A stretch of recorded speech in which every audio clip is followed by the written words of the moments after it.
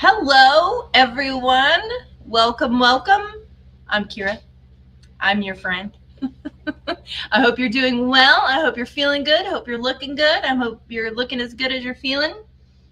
And I have got a very special guest today who is going to speak with us about my computer deciding to do something weird.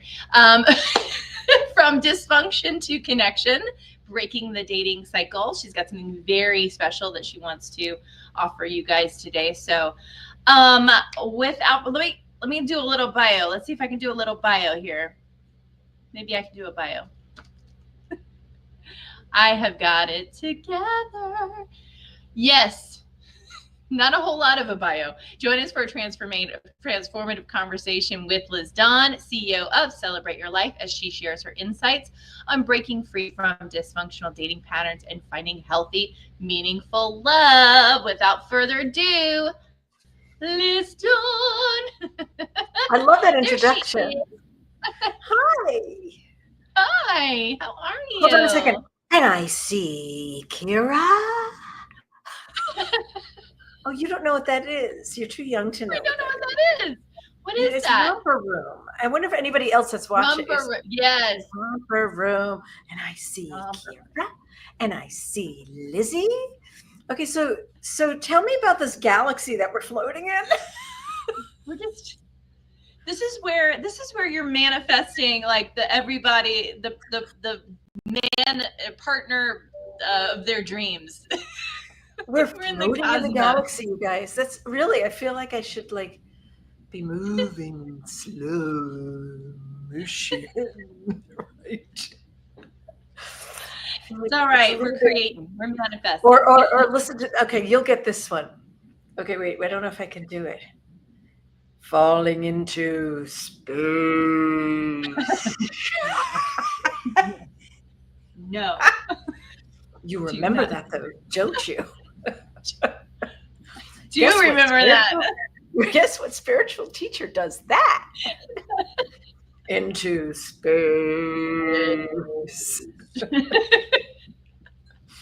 We shall remain anonymous on that one. Anonymous. List on. Okay, so what do you want to of burning questions for you? You want me to just vamp? I can vamp too. Yeah, I do want you to vamp, but before you vamp out, let's have a little bit of like, structure. Questions. Yeah, a little structure, a little something. Okay, so you've come from a number of dysfunctional situations in your dating life, right? No. And you were able to manifest the man of your dreams. And to be honest, like he's the man of all of our dreams. Jeff. Don't tell Todd that. Todd's the man of your dreams. But just such the best person for you, grounding, good-hearted, funny, lovely, interesting, full of heart, definitely. I'm going to ask you some very pointed questions in a moment, but how did you get there from there? That's amazing. From there. Yeah. Well, so from there. Okay. Or from there. From here to there. From there to here. From there to there. From left to right. Is it left to right or right to left? Okay, yeah. So you want to know. Okay, so here we go. Yeah. So here's a story about dysfunctional dating and how I finally got myself married. This is what happens with a good hero. We need to take that clip. Absolutely. Everything just gets ridiculous when you're with Kira, okay? That's right. It's because I feel like I'm floating in space. Cosmos. It's like, I think she does this as a hypnotic way to keep her guests hypnotized and focused. Well, just chilling. It doesn't work on me though. I'm like unfocused. Okay, so here it is in under 2 minutes. So there I was, right? And I was about 46 years old. And I'd been dating a lot and in and out of really, really dysfunctional relationships. But I have this amazing career. Like my professional life was and still is fantastic, like stellar, working with all these great personal development and spiritual teachers, Wayne Dyer, Deepak Chopra, Neil Donald Walsh, Kira Schaefer, Janice Lynn, Marianne Williamson, Lisa Williams. Right. So you get the picture. But my personal life was a train wreck. Like it was a train wreck because I couldn't figure out what it takes to get into a relationship that's healthy with someone that's a match for me. Like I keep getting into these relationships and I kept trying to make the man fit with me. Does that make sense? So I kept thinking, oh, well, that's not so bad. Oh, the drinking is not so bad. Or, oh, the unemployment's not so bad. Oh, he'll get divorced soon. You know what I mean? Like all of these. Oh, he'll get divorced soon. Love that one. Right? All of these. Yes, that did happen to me. All of these ongoing excuses and reasons, dysfunctional reasons to stay in an unhealthy partnership. And I just couldn't figure it out. Why do I keep attracting all of this to me? Like, what is wrong with me? And that was really my mantra for a long time. Like, what is wrong with me? Why can't I get beyond this? Why can't I figure out what the hell this is about? Because I knew one thing, the common denominator was me. And I kept seeing all of these relationships around me and people getting into these beautiful marriages and partnerships and dating these great people and having really good connections. And I'm like, WTF? Like, right. What did God forget me on this one? So I went through a lot of trauma drama. And so I don't want to make light of it. It was really a pain point for me. And I was about 46, I want to say 47 years old, 46 or 47, when my life imploded. Another relationship ended, and it was a disaster. I fell out completely. I was totally splatted. And I, of course, went back into therapy to figure out what's wrong with Liz? Why am I doing this? And at that moment, I had an acquaintance of mine who was a life coach approach me. He was a very high-end executive life coach.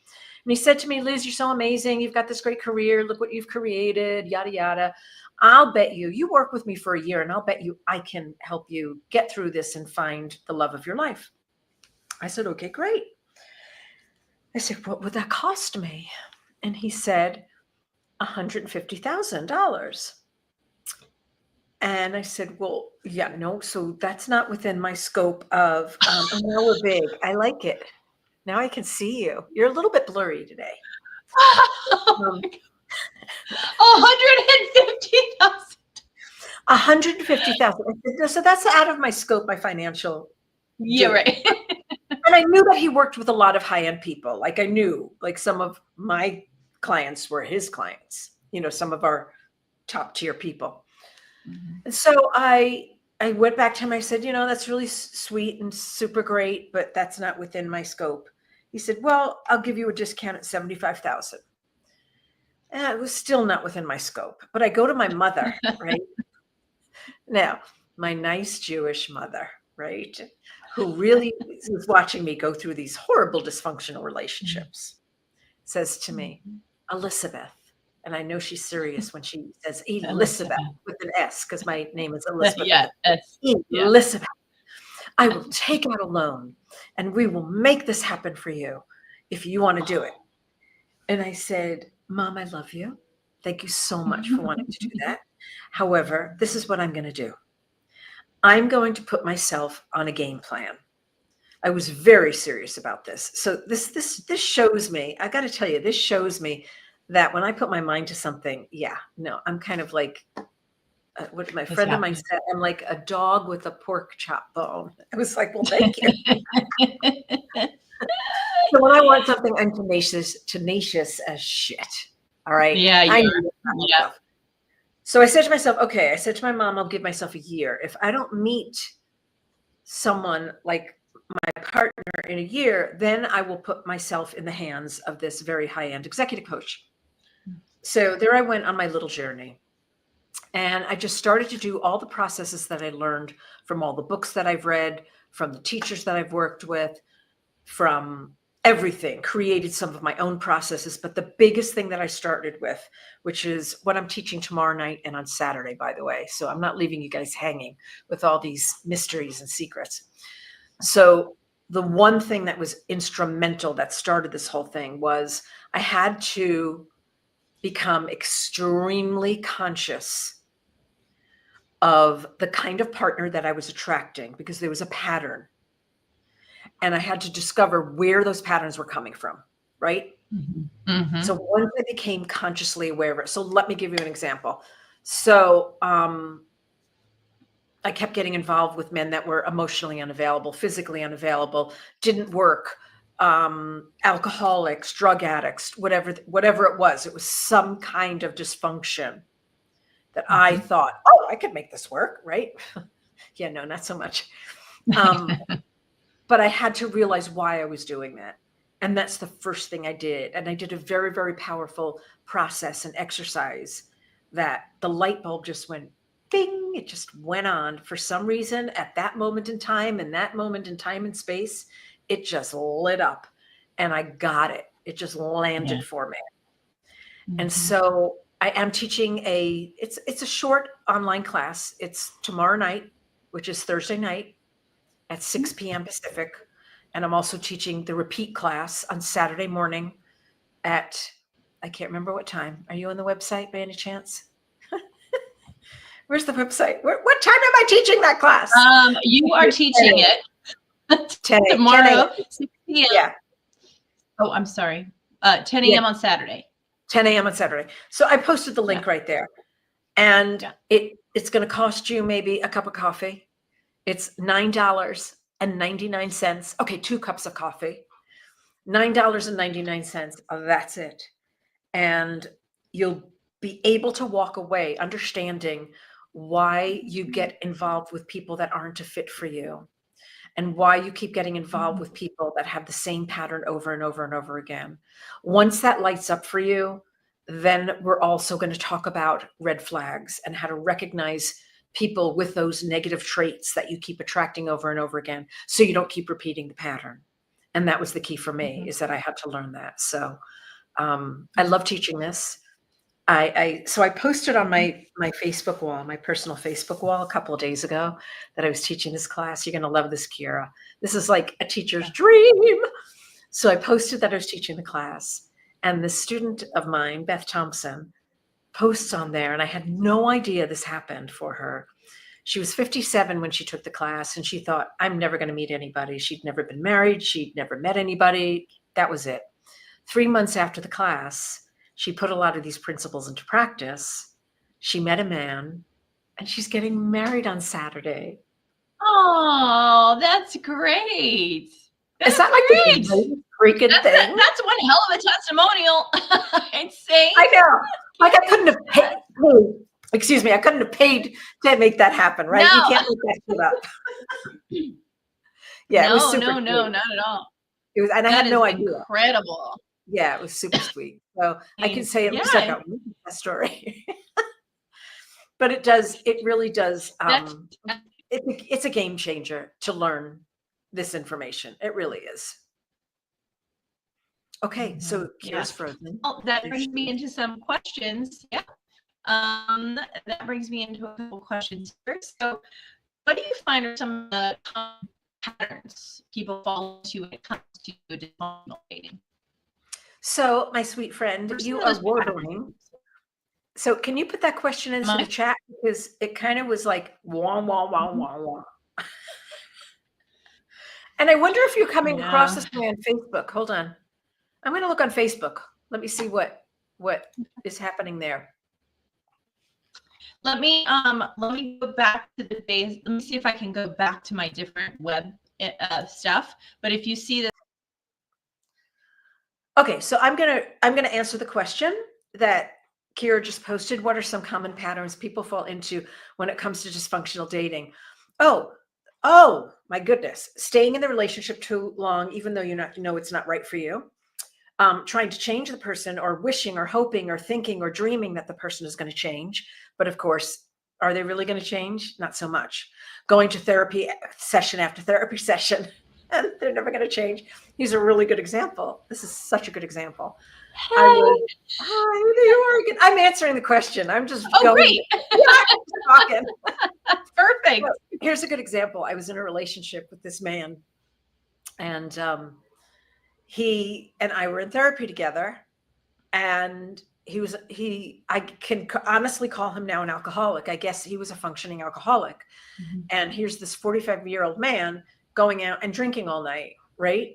And we're in therapy, and he's still doing it, and he's still doing it, and he's still doing it. And we're talking about it and processing it and trying to get him to stop drinking. And it's like, what the fuck was I thinking? You know, like, are you out of your mind? Like, I love myself very much. Okay. However, there are moments in my life that I haven't as exactly acted on in the best for what is that called? In my best interest, right? Right. I haven't always acted in my best interest. Mm-hmm. That would be one of those moments I wasn't acting in my best interest. So what was in my best interest? My best interest would have been just to walk away from the relationship, bid him a peaceful goodbye, but that's of course not what happened. It was very, very dramatic at the end and whatever. Mm-hmm. So that's one of the patterns that people fall into, trying to change the other person in order to fit what you need in a relationship. Oh, I have to say that again. Trying to change the other person so they will fit into what you need in order to be happy in the relationship. Mm-hmm. That's a good one. I don't know that I've said a great one. Let's put that needs to be added to your class and your materials. I know, Chantel, if you're listening, please type that out so I can put that somewhere. But it's true. And the other thing is just repeating the pattern over and over again and not getting it. Mm-hmm. And trying to get them to change in order to fit your needs. Ignoring the red flags, even before you get into the relationship, like ignoring the red flags. Like, I knew there were red flags. Yeah. And I walked into it. You know why? Right. Because there was this big zazazoo. Because I was like, oh, I'm so connected. And all of this bullshit. You guys, that's bullshit. Yeah. What that is familiarity. Familiarity. I can't even say the word. Yep, you actually said it right the first time.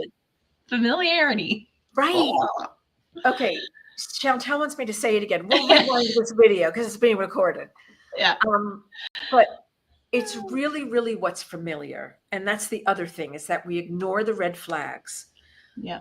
I think we get red flags in two ways. This is before you start jumping into the relationship and you've already had sex and you think that the person is you're in the newness, right? You're in the newness, like, oh, well, of course, that's all chemistry, the newness. Mm-hmm. And it's all that dysfunctional stuff that you have going, oh yeah, I find somebody to match my trauma and my dysfunction and I'm going to grab onto them. And it feels like a past life, but no, it's really past trauma. There you go. Yep. Right? Absolutely. Right? Mm-hmm. And of course, 3 or 4 months later, you're stuck in this thing and you don't know how to get yourself out of it. Right. So 2 things with the red flags show up is your body will tell you. So I had to learn that what my body did is it wanted to jump in bed with the person right away. And I had this big, whoa, like, oh my God, this is the person. That's physically what would happen to me. Mm-hmm. Like I would want to be instabond and the other person would want to instabond with me. And we felt this immediate connection, right? Yeah. But it really wasn't an immediate connection. So that's number 1. Your body will tell you when there's a red flag. The other thing will tell you is their current life situation and then their past relationships. Pay attention. Their behavior will give you the red flags, as well as really listening to their stories about their past. Mm-hmm. So I think that's huge. That's huge. So when somebody gets this is the next question here. When somebody gets in it and they fall into these patterns, that's not the question. Well, I could answer that this question. When they show up, how can they break free? when you say patterns show up, you mean patterns within the Yeah, like relationship? the negative patterns or the things that they've seen continually and then they keep showing back up for them. What You would mean you say? we mean the patterns? Okay, let me just clarify. The Okay. patterns of getting into a relationship that has the same negative traits, those Yeah. patterns, because that's what we have a tendency to do. So I'm going to say this and I'm going to teach this in the class. So I'm going to say it super short. We have a tendency to get involved with people that have the negative traits of our major caretakers. Let me say that again. We'll get involved with our parents.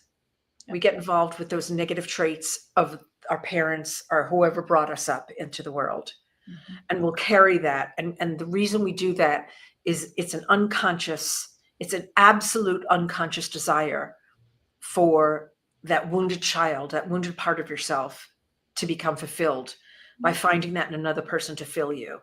So if my biological dad was an alcoholic, right, and he was pretty much indigent and whatever, so and a big abandonment and all that kind of stuff. So if I find someone with those same characteristics to love me, then what does that mean about me? It means I'm okay. It means I'm loved. It means I'm I'm lovable. enough. Yeah. I'm enough. Yeah. But that type of person is never going to love me in the adult way that I really want to be loved because they're incapable of it.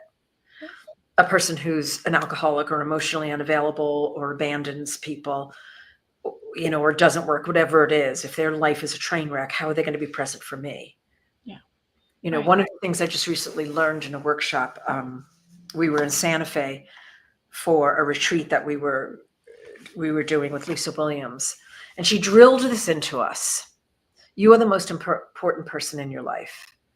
Now, if you said that to me a few years ago, I would say, no, my husband is, or my boyfriend is, or my dog is, or my cat is, or my team is. No, you are the most important person in your life. You are the most important person in your life, even above Todd. Mhm. Right? Oh, yeah. We know. It's so funny because Liz Gilbert, I was watching Elizabeth Gilbert the other day, and she was saying the same thing. She goes, if I'm not filled, if I'm not doing enormous amounts of self-care and loving and really loving ourselves, right? So hard. Then I'm not going to be good in a partnership. Yeah.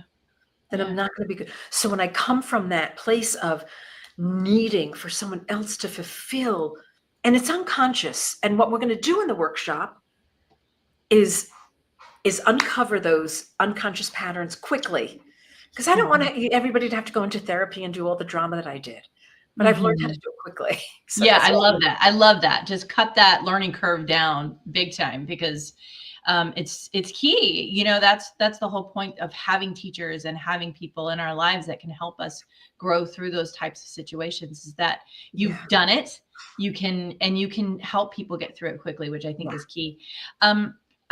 This might be a question that people are thinking about. Maybe if somebody isn't quite ready to start the dating scene, could they come to this class to kind of preemptively knowing that they're going to be doing that in the future, maybe next year or oh my God, absolutely. New Year's resolution or something, but pre-paving. Okay. Absolutely. And it's really a great way to look at your relationships, whether they're intimate or whether they are friendships. Yeah. Is to take a look at those things. Yes. When I think about you, it's so interesting to me because I think about you and Todd, right? Mm-hmm. And I know some of the things that you've been through as a kid. Yeah. Right? Yeah. And it's almost as if because I think that sometimes these soulmate connections come in quickly for people, and it's like the universe says, oh, this person's been through enough pain, I'm going to bring their partner in. Yeah.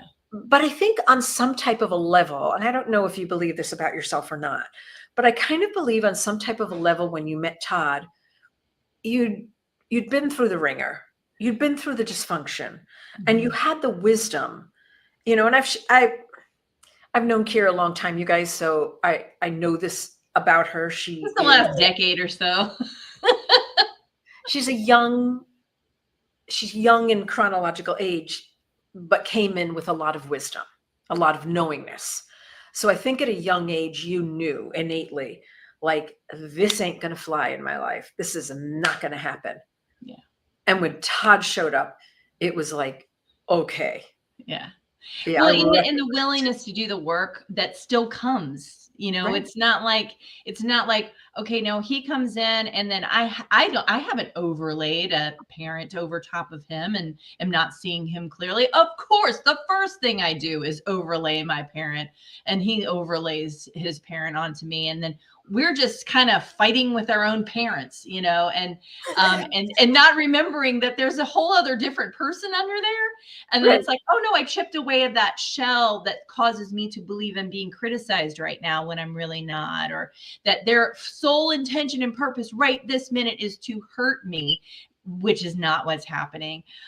Or I'm not good enough because they're not reflecting my goodness back to me quick enough in this moment when they have their own stuff going on, right? Right. And it's like, wait, like, can we just take a step back? It's like, where is the love here? Is there?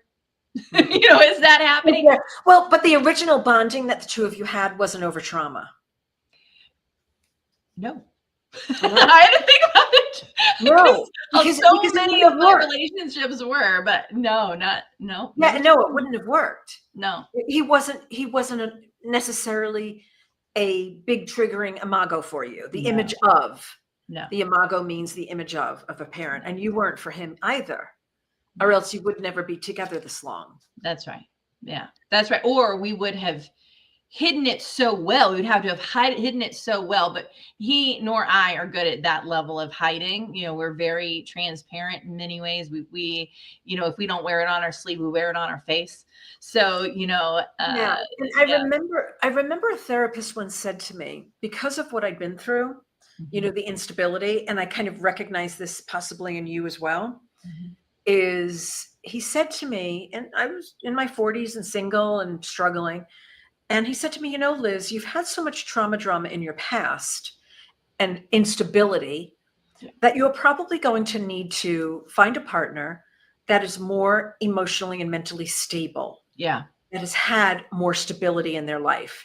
And Yeah. then, of course, I went off on this whole thing of there's nobody who's stable is going to ever love me. Are you kidding me? And if you Nobody's gonna look at this crazy and be like, right, I want right. that. No one's exactly. I mean, I That seems believe fun. that. Right? I think I'm going to go with that fucked up woman over there. But I have to tell you, I feel like that's Jeff. Jeff Yeah. came Oh from yeah. a lot more stability, and I kind of see that sometimes with you and Todd. Oh God, yeah. He is my Right? rock. He really is. He brought the function in functional. Like Right. he brings the structure to our business, to our home, to my heart. He has that ability to connect the dots for me in a way that I can be clear and helps me get really grounded quickly, Right. and whether it's with a hug or a kiss or, every once in a while say, kiss me, and I'm like, oh, yeah, let's do that. And just little moments like that are so important in a relationship that's long term. We've been almost together for almost 20 years. Isn't that And great? yeah, it's great. I cannot believe that this happened. And you're a I baby. You're I really a never baby. would have thought that this would happen. I mean, I remember when I was 20, I don't know, 26 or something. And I remember thinking to myself back then, I was like, there is no way I'm just going to be by myself because this is not bad. I'm just on a kind of spiritual journey and I don't want to interrupt that spiritual journey. I don't want to interrupt that thing that I think I'm really on a fast track for. And I'm really, meditating and, nobody is taking me out of my balance and my harmony. And then this, 6'2" drink of water looking like good, comes on in and is like, hey, wait a minute.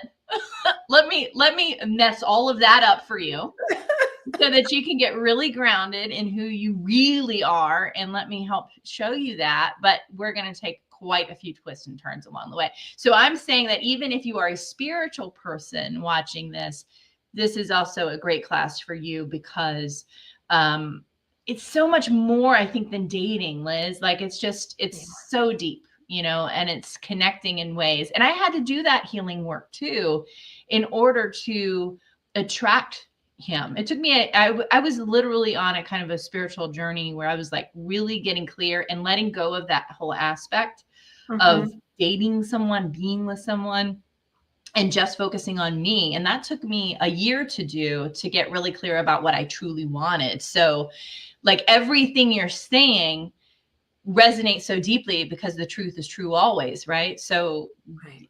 I mean, Liz Dawn's got the goods, guys. Let's talk. I really appreciate that. Yeah. All right. So what makes this class a must attend for your singles looking for lasting love? Say that again to me, because hold on, I'm gonna put my desk down. Hold on. I'm going down, people. Going down, baby. Going down. God. Okay, here we go. And then we'll put the, I'll put the class up too. All right. Okay, talk to me.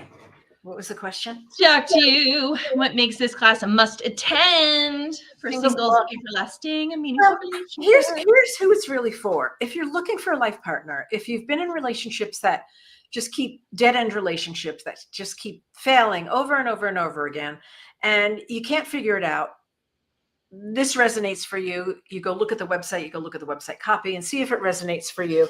Then it's a must attend.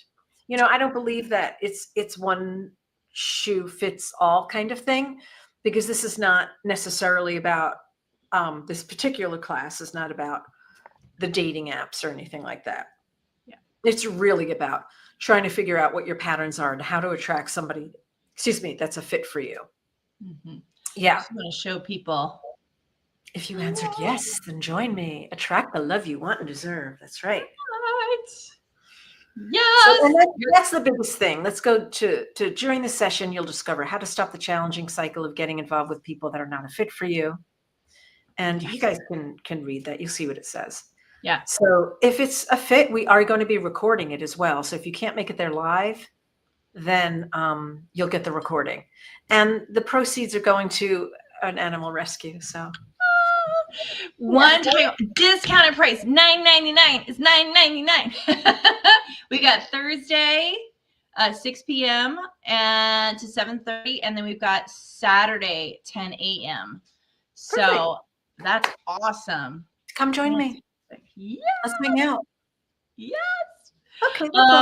It's so much more than just dating. I really feel this is a transformative moment. So if you're going to be thinking about this, is something you're thinking about, and if you have to pre-pave your desires, you really have to pre-pave your desires. I'm going to pop that link back up on there. And if there are any other things you would like to share with our friends. We said it all. We've said it all. We said it all, baby. Come hang out with me for $10. Yay! That sounds like a deal. Yeah, that's a deal and a steal. I love it. All right, Liz, hang out in the green room for me, and I will be right back. Thank you, everyone.